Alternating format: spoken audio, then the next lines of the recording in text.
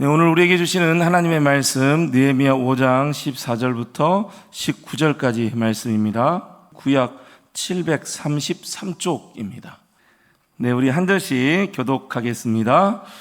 또한 유다 땅 총독으로 세움을 받은 때 곧 아닥사스다 왕 제20년부터 제32년까지 12년 동안은 나와 내 형제들이 총독의 녹을 먹지 아니하였느니라.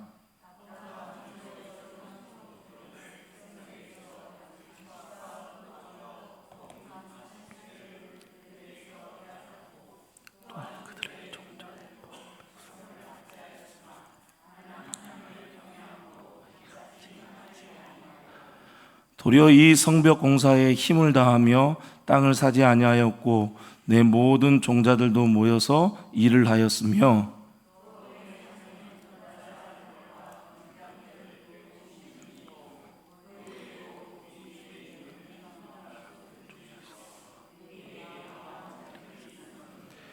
매일 나를 위하여 소 한 마리와 살찐 양 6마리를 준비하며 닭도 많이 준비하고 열흘에 한 번씩은 각종 포도주를 갖추었나니 비록 이같이 하였을지라도 내가 총독의 녹을 요구하지 아니하였음은 이 백성의 부역이 중함이었더라.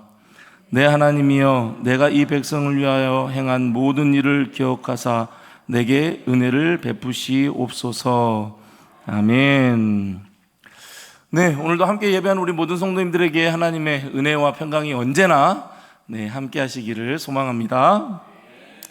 오늘은 솔선수범이라는 제목으로 함께 말씀을 나누고자 합니다. 솔선수범. 이 말은 금방 이해를 하시겠죠? 네, 금방 이해하시겠죠? 뭔 말인지 충분히 제가 이제 오늘 딸에게 이제 얘기를 했더니 금방 얘기를 하더라고요. 솔선수범 이런 뜻입니다. 이렇게 얘기하더라고요. 네. 그렇게 어렵지 않을 거예요. 솔선수범. 남보다 앞장서서 몸소 행동하여 다른 사람의 본보기가 되는 것. 이게 이제 솔선수범이라는 사전적 정의입니다. 남보다 앞장서서 몸소 행동하여 다른 사람의 본보기가 되는 것. 이 프랑스어 중에 노블레스 오블리주라는 말이 있어요. 프랑스 말인데 어떤 뜻이냐면은 고귀한 신분은 의무가 있다. 고귀한 신분이 노블레스고 의무가 오블리주인데 고귀한 신분은 의무가 있다. 그러니까 사회 지도층이나 고위층에게 요구되는 좀 높은 수준의 도덕적 그런 의무와 사회적 책임을 일컫는 말인 것이죠. 지금 우리 사회와 또 한국 교회에 필요한 용어가 아닌가 이렇게 생각이 좀 듭니다. 이 용어에 걸맞는 프랑스의 칼레라는 작은 항구 도시에서 있었던 일이에요. 이제 현재 칼레시에는 세계적인 미술 작품을 하나 가지고 있는데 그것은 칼레 시청 앞 광장에 전시되어 있는 로댕의 칼레의 시민이라는 이 작품이에요. 혹시 보셨는지 모르겠는데 칼레의 시민이라는 작품 6명이 목에 이렇게 밧줄을 메고 있어요. 그리고 아주 고통스러운 표정으로 있는 6명의 시민의 이렇게 조각품인데 이게 어떤 걸 얘기하냐면은 14세기 영국과 프랑스가 싸운 이 100년 전쟁 때의 일입니다. 이때 영국왕 에드워드 3세가 이끄는 영국군은 이 프랑스 북부의 항구 도시인 이 칼레를 점령하게 돼요. 에드워드 3세가 1년 가까이 이제 이 칼레 도시에서는 그 영국군을 저항을 하게 되죠. 그런데 이제 시민들은 결국 모두가 다 학살당할 위기에 이제 처하게 됩니다. 항복을 하게 되죠. 그리고 이제 학살당할 위기에 처하게 돼요. 그때 영국의 이제 에드워드 3세가 그 칼레 시민들에게 관용을 베풀기로 결정을 하는데 이렇게 이야기를 해요. 모든 시민의 생명을 보장하는 조건으로 누군가가 그동안의 저항에 대해 책임을 져야 한다. 그래서 이 도시의 대표 6명이 목을 매 처형을 받아야 한다. 이렇게 얘기를 하죠. 칼레 시민들은 혼란에 처했고 누가 도대체 그럼 처형을 당해야 될 것인가? 서로 이제 논의를 하죠. 모두가 머뭇거리는 상황에서 6명의 용감한 칼레 시민이 이 목에 밧줄을 메고 영국군 앞으로 다가가게 됩니다. 내가 처형을 받겠다라고. 그 사람들이 누구냐면은 먼저는 칼레에서 제일 부자인 웨스타슈드 생피에르. 프랑스 사람이 지금 발음이 좀 그래요. 네, 제일 부자예요. 제일 부자인 웨스타슈드 생피에르가 먼저 나섭니다. 내가 죽겠습니다. 그러자 시장, 그 칼레 시장인 장데르가 나섭니다. 그 다음에 부자 상인 피에르 드 위상이라는 사람이 또 그럼 저도 죽겠습니다. 그런데 드 위상의 아들까지 아버지의 그 모습을 보고 같이 그러면은 따라가겠습니다 라고 나서죠. 이 모습을 보고 감격한 시민 3명이 또 나타나서 3명이 나타나가지고 이제 원래 6명이 이렇게 처형돼야 되는데 7명이 된 거예요. 그러자 이제 가장 먼저 나섰던 이 웨스타슈드는 제비를 뽑으면은 분명히 인간인 이상 행운을 바라기 때문에 내일 아침에 처형장에 가장 늦게 온 사람만 그 사람이 사는 걸로 합시다. 나머지 6명은 처형을 당하고 마지막에 온 사람이 사는 걸로 합시다. 이렇게 결정을 하게 돼요. 다음날 아침 6명이 처형장에 모였습니다. 그런데 가장 먼저 나선 그 웨스타슈드의 모습이 보이지 않는 거예요. 가장 그럼 늦게 온 거잖아요. 그럼 살아야 되잖아요. 오지 않는 거예요. 그래서 이상해서 당장 이제 그 사람 집으로 달려갔죠. 근데 이미 이 웨스타슈드는 이 세상 사람이 아니었습니다. 스스로 목숨을 끊은 거죠. 그러니까 처형을 자원하는 7명 가운데 한 사람이라도 만약에 살아남으면 이 순교자들의 사기가 떨어질 것을 우려해서 자신이 그냥 먼저 죽음을 택했다라는 것입니다. 이제 이 모습을 본 영국 왕비가 크게 감동해가지고 에드워드 3세에게 좀 자비를 베풀었으면 좋겠다라고 애원을 하게 되죠. 그때 이제 당시 임신 중이었으니까 이 왕비의 소원을 에드워드 3세는 받아들이고 6명의 사람들을 살려주게 됩니다. 그 이후에 이제 이 칼레시는 노블레스 오블리주라는 단어의 상징으로 등장을 하게 되었고 몇백 년이 지난 후에 칼레시의 요청으로 이 로댕이 10년 동안 조각을 하게 됩니다. 10년 동안 작업 끝에 이 칼레 시민이라는 이 조각품을 만들어 내게 되죠. 그런 사연이 있는 그런 조각품입니다. 사실 이 일은 이제 전쟁 중에 있었던 일이잖아요. 전쟁 중에 지도자의 생명을, 목숨을 건 그런 솔선수범이었습니다. 이것을 따라한다는 것은 결코 쉬운 일이 아니죠. 하지만 그 속에 담긴 의미와 가치, 가장 큰 부자와 시장과 또 부자 상인과 그 아들, 그리고 그것을 지켜본 시민이 따라가고 거기에 담긴 먼저 행동으로 보여야 하는 그 솔선수범에 대한 그 의미를 다시 한번 생각하게 하는 그러한 칼케의 6명의 지도자와 시민의 모습이 아닌가라고 생각을 해보게 됩니다. 이 오늘 본문에 느헤미야의 모습에서도 우리는 이 솔선수범의 리더십을 볼 수가 있습니다. 이 느헤미야는 남유다 백성이 3차 포로로 끌려간 바벨론이라는 곳에서 태어난 인물이에요. 그러니까 예루살렘에서 태어난 사람이 아닌 것이죠. 예루살렘에서 안 태어났어요. 당시 느헤미야가 활동한 시기는 이 바벨론이 이미 페르시아에 의해서 다 제국이 무너지고 페르시아의 아닥사스다 왕이 통치하던 그런 때였습니다. 그때 이제 이 느헤미야가 그곳에서 태어나게 됐죠. 느헤미야는 자신의 조국인 이 남유다 예루살렘이 큰 환난을 당하고 능욕을 받고 예루살렘 성은 다 허물어지고 성문은 불탔다라는 소식을 듣게 돼요. 사실 느헤미야는 이 예루살렘에서 태어나지 않았기 때문에 한 번도 예루살렘에 가보지도 않았고 성전을 보지도 않았어요. 근데 만약 느헤미야가 이 페르시아 궁에 있으면서 거기에서 충분히 그렇잖아요. 즐기고 왕궁에 있는 사람이니까 충분히 그것을 즐길 수 있는 사람이었어요.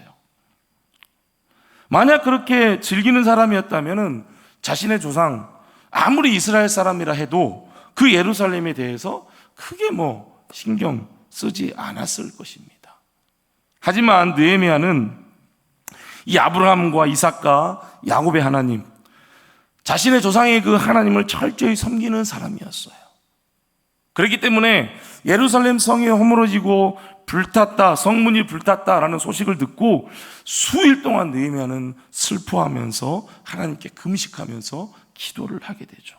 하나님께서는 그러한 느헤미야의 기도를 들으시고 이 아닥사스다의 왕의 마음을 움직여 주십니다. 그리고 왕으로 하여금 이 느헤미야가 예루살렘으로 가서 예루살렘 성을 다시 재건할 수 있도록 허락을 하게 되죠.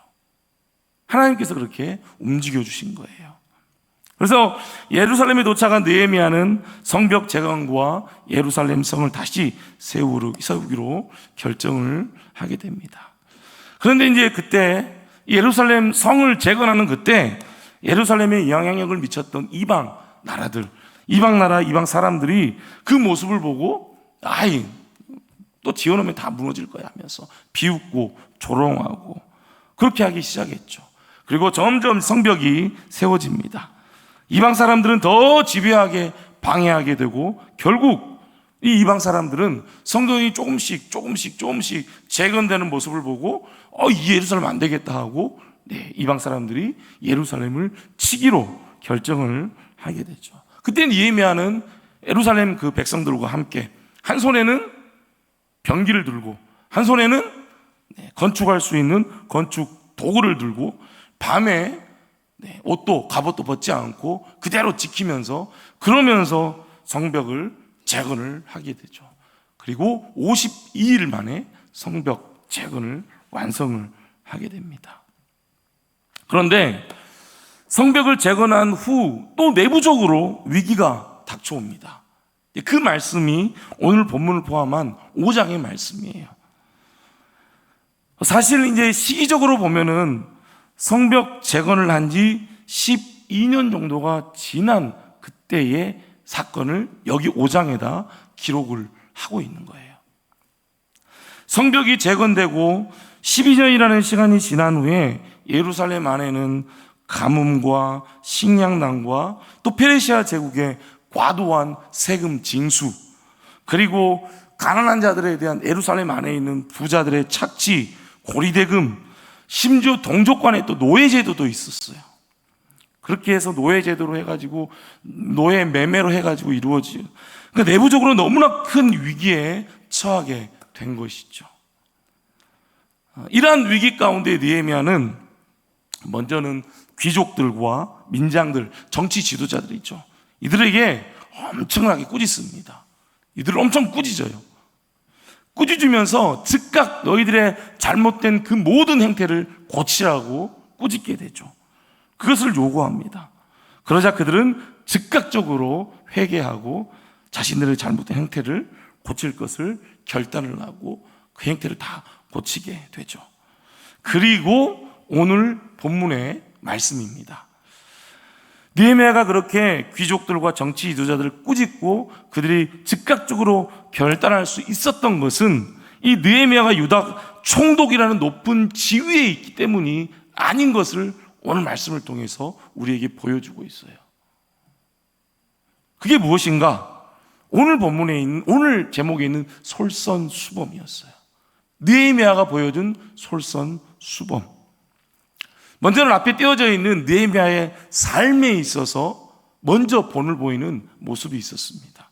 14절 15절 말씀 우리 함께 한번 읽어보겠습니다. 시작. 또한 유다 땅 총독으로 왕 제20년부터 제32년까지 12년 동안은 나와 내 형제들이 총독의 녹을 먹지 아니하였느니라. 나보다 먼저 있었던 총독들은 백성에게서 양식과 포도주와 또 은 40세겔을 그들에게서 빼앗았고, 또한 그들의 종자들도 백성을 압제하였으나 나는 하나님을 경외함으로 이같이 행하지 아니하고. 그러니까 느헤미야 이전에 총독들이 있었는데 그 총독들은 백성들에게 양식, 포도주, 은 40세겔 다 빼앗은 거예요. 다 빼앗은 거예요. 그 종자들 관료들이에요. 관료들도 백성들을 압제했다라고 했어요. 그 총독들이 그렇게 하니까 자기들도 관료들도 당연히 그렇게 한 거죠. 백성들을 압제했어요. 하지만 느헤미야 나는 어떻게 했는가?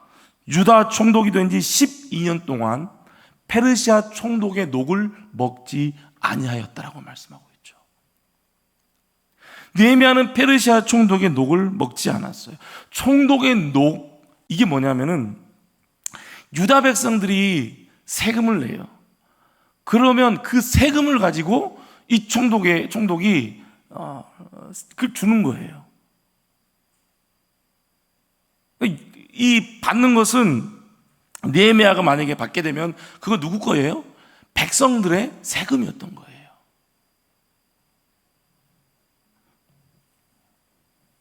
또한 17절 18절에 보면요, 느헤미야와 함께한 유다 사람과 민장들, 지도자들이에요.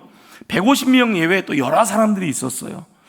이들이 계속해서 매일마다 음식을 차리고 또 열흘에 한 번씩 다양한 음식과 또 포도주를 먹을 수 있도록 대접하고 하는 일을 느헤미야가 했어요.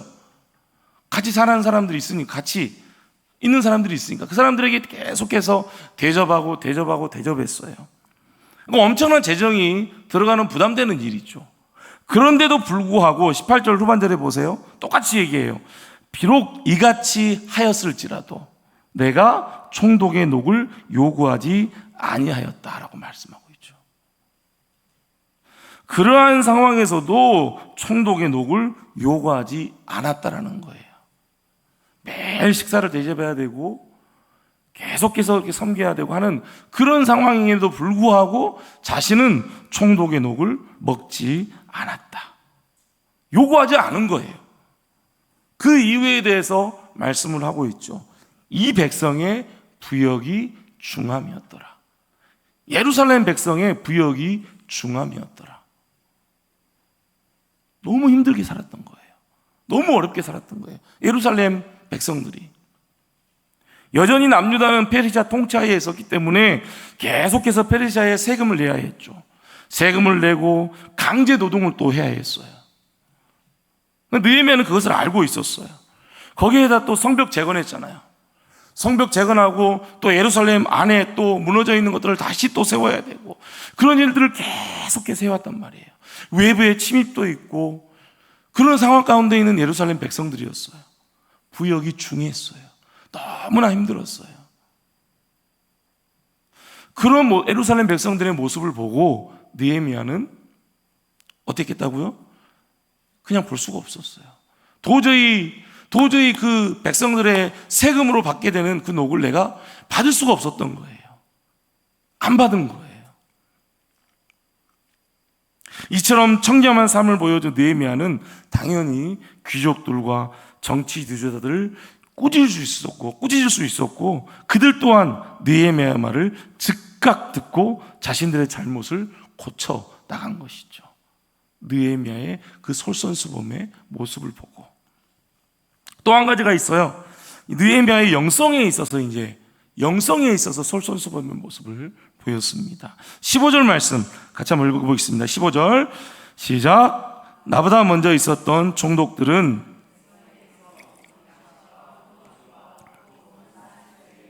그들에게서 빼앗았고 또한 그들의 종자들도 백성을 압제하였으나 나는 하나님을 경외함으로 이같이 행하지 아니하고. 이전 총독들은 다 아까도 말씀드린 것처럼 백성들의 것을 다 빼앗았어요. 관료들도 백성들을 압제했어요. 하지만 느헤미야는 백성들을 그렇게 괴롭히지 않았다는 것이죠. 괴롭히지 않았어요. 그 이유에 대해서 마지막에 말씀을 하고 있죠. 자신은 나는 하나님을 경외함으로 이같이 행하지 아니한다. 나는 하나님을 경외함으로 이같이 행하지 아니한다. 예루살렘 안에 있는 관료들이나 그 전에 총독들 다 하나님의 사람들이에요. 다 이스라엘 사람들이에요. 그런데도 그들은 백성들을 괴롭히고 빼앗고 압제하고 했단 말이에요. 근데 느헤미야는 그 전에 총독들하고는 다르게 백성들을 압제하지 않은 거예요. 괴롭히지 않는 거예요. 그 이유가 뭐라고요? 나는 하나님을 경외하기 때문에. 나는 하나님을 경외하기 때문에. 느헤미야는 하나님을 경외했어요. 하나님을 두려워했어요. 하나님을 두려워함으로 하나님의 백성들을 괴롭힐 수가 없었던 것이죠. 온 율법과 선지자의 강령인 하나님 사랑 그리고 이웃 사랑, 이 말씀을 몸소 느헤미야는 실천했던 것입니다. 그것을 예루살렘 백성들에게 보여준 거예요. 보여준 거예요. 그렇게 느헤미야는 예루살렘 백성에게 영성에 있었어도 그리고 삶에 있었어도 먼저 자신이 본을 먼저 예루살렘 백성들에게 보여준 것입니다. 그 모습을 본 귀족들과 정치 지도자들 그리고 예루살렘 백성들 모두 느헤미야의 말을 따랐죠. 다 느헤미야를 따르고 성벽을 함께 백성들이 재건을 하고 예루살렘 성을 세우고 외부의 침입에도 함께 예루살렘을 지켜 나갈 수 있었던 것입니다. 먼저 느헤미야가 그렇게 삶으로 영적으로 보여주었기 때문에. 그래서 돌격 앞으로 하고 지휘관이 뒤에 있으면 병사들이 갈까요 안 갈까요? 사실은 군인들은 가야 됩니다. 지휘관이 두 개 있어도 뒤에서 돌격 앞으로 해도 병사들은 사실은 가야 되긴 해요. 그거 옳지 않죠. 근데 옳지 않아요. 소대장이 일반 병들을 데리고 전쟁에 나가요. 돌격 앞으로 하면은 자신이 먼저 앞에 서서 가야 되죠. 그래야지 병사들이 따라와요. 그래서 소대장은 병사들을 보고 나를 따르라 하고 앞으로 가야 돼요. 그래야지 병사들은 두려움 없이 그 소대장을 따라가는 거예요. 먼저 보여줘야 되는 거예요. 베드로 사도는 교회 지도자들에게 이렇게 권면했습니다. 베드로전서 5장 2절 3절이에요. 너희 중에 있는 하나님의 양 무리를 치되 억지로 하지 말고 하나님의 뜻을 따라 자원함으로 하며 더러운 이득을 위하지 하지 말고 기꺼이 하며 맡은 자들에게 주장하는 자세를 하지 말고 양 무리의 본이 되라.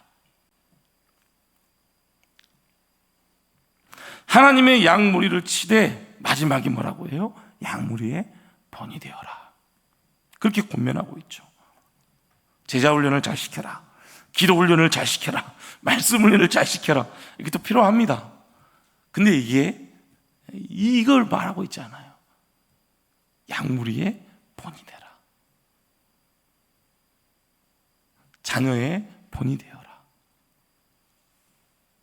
학생들의 본이 되어라. 다음 세대의 본이 되어라. 우리에게 권면하고 있는 것입니다. 사도 바울은 항상 스스로 성도의 모범이 되려고 노력을 했어요. 그래서 고린도 교회의 성도들에게 이렇게 이야기를 했죠. 4장 15절부터 16절이에요. 그리스도 안에서 1만 스승이 있을 때 아버지는 많지 아니하니 그리스도 예수 안에서 내가 복음으로써 너희를 낳았습니다. 그러므로 내가 너희에게 권하노니 너희는 나를 본받는 자가 되라. 고린도전서 11장 1절에서도요. 내가 그리스도를 본받는 자 된 것 같이 너희는 나를 본받는 자가 되라. 결코 쉬운 말이 아닙니다. 저희 목회자의 입장에서도 내가 이런 말은 나는 못해요. 저는 하기 힘들어요. 저는 정말 하기 힘들어요. 바울은 그만큼 그리스도의 본을 따라갔죠. 그리고 자기가 먼저 성도들에게 그 본을 보인 거예요. 그 보이려고 끊임없이 노력했죠. 그리고 앞서서 바울 사도는 그렇게 수많은 고통과 고난과 박해를 스스로 받았어요. 그것을 고린도 교회 성도들이 다 봤죠. 그 고린도 교회 성도들에게 나를 본받는 자가 되어라, 그렇게 얘기할 수 있었던 것입니다. 2차 세계대전 승리의 주역이고 미국 34대 대통령으로 본이 되는 신앙생활을 했고 탁월한 리더십을 발휘했던 드와이트 아이젠하워 대통령이 있습니다. 이 대통령에게 기자들이 찾아갔어요. 기자들이 이 대통령에게 도대체 리더십의 비결이 뭡니까? 라고 이렇게 질문을 했죠. 그러자 이분은 아무 말 없이 뒷범에 두 뼘 길이쯤 되는 실을 책상 위에 딱 놓는 거예요. 그러면서 기자들에게 이야기를 합니다. 한번 실을 이렇게 밀어보라고, 이렇게 밀어보라고 이야기를 하죠. 기자들이 아무리 실을 밀어보려고 했지만 실은 어떻게 돼요? 앞으로 가야 안 가요? 네, 안 갑니다. 계속 그냥 구부러지고 합니다. 그것을 지켜보고 있던 아이젠하워는 조용히 실을 이 손가락으로 딱 대고 쭉 잡아당깁니다. 끌어당깁니다. 실이 따라와요, 안 따라와요? 따라오죠. 쉽게 따라옵니다. 그러면서 이렇게 얘기를 합니다. 사람들 앞에서 끌면서 모범을 보여주지 않으면 안 됩니다. 가축은 뒤에서 몰아도 사람은 언제나 앞에서 인도해야 합니다. 이게 이제 이분의 리더십이었습니다. 솔선수범의 리더십이었죠. 양무리의 본이 되는 리더십이었던 것입니다. 여러분, 여기에 있는 분들 모두 다 리더입니다. 정말 리더예요. 함께 신앙생활하는 성도들을 이끌어가야 하는 리더, 자녀들을 이끌어야 하는 가정의 리더, 직장과 세상에서 믿지 않는 사람들을 구원으로 인도해야 하는 리더예요. 여러분 모두는 리더입니다. 리더에게 있어 정말 중요한 성품 중 하나가 오늘 말씀하고 있는 솔선수범, 본을 보이는 삶이라는 사실, 여러분 잊지 마시기 바랍니다. 주님께서는 우리가 세상의 빛과 소금이다 라고 말씀하셨습니다. 우리는 세상 속에서 빛과 소금이에요. 우리는 이미 빛과 소금이에요. 그리스도의 빛을 내야 하고 그리스도의 맛을 내야 합니다.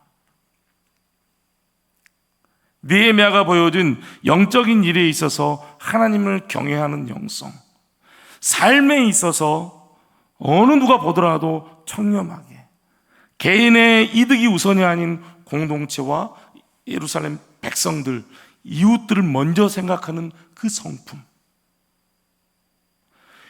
영성과 삶에 있어서 먼저 우리가 빛과 소금으로 먼저 몸소 본을 보이는 성도가 될 수 있기를 소망합니다. 세상 사람들은 하나님을 볼 수가 없습니다. 믿지 않기 때문에 볼 수 없어요. 하지만 그들은 하나님을 믿는 그리스도인들은 볼 수가 있습니다. 세상 사람들은 우리를 볼 수 있어요. 그들은 우리 그리스도인들을 통해서 이제 누구를 봐요? 하나님을 보는 것입니다. 여러분의 삶을 통해서 여러분은 어떤 하나님을 보이기를 원하십니까? 서두에 말씀드렸던 노블레스 오블리주의 반대말이 있어요. 이게 노블레스 말라드라는 말입니다. 어떤 말이냐면은 가진 자가 의무를 회피하고 오히려 특권만 누리려는 부정적인 현상. 여러분, 우리는 하나님의 자녀가 되는 특권을 누리고 있습니다. 그런데 우리만 그 특권을 누리고 있다면, 우리에게 그 특권을 주었는데 우리만 그 특권을 누리고 있다면, 노블레스 말라드가 되고 마는 것이죠. 우리를 하나님의 자녀로 삼아주신 하나님의 은혜를 우리는 항상 기억하면서 그 은혜에 맞는 영성과 삶을 살아가야 하는 것이죠. 우리가 가지고 있는 영성과 그리고 그 영성을 우리의 삶에서 모범을 보이면서 본을 보이면서 믿는 자들과 믿지 않는 모든 자들에게 본을 보이면서 먼저 솔선수범의 성품을 가져야 하는 것입니다. 오늘 말씀인 영성과 삶의 솔선수범의 성품을 교회에서 뿐만 아니라 세상에서 여러분이 그 성품을 나타내 보임으로 하나님의 영광을 더 드러내시기 바랍니다. 하나님의 영광을 더 드러내며 여러분을 통해 하나님을, 세상 사람들이 하나님을 보게 되는 그 은혜가 우리 모든 성도님들에게 가득하시기를 주님의 이름으로 축복합니다.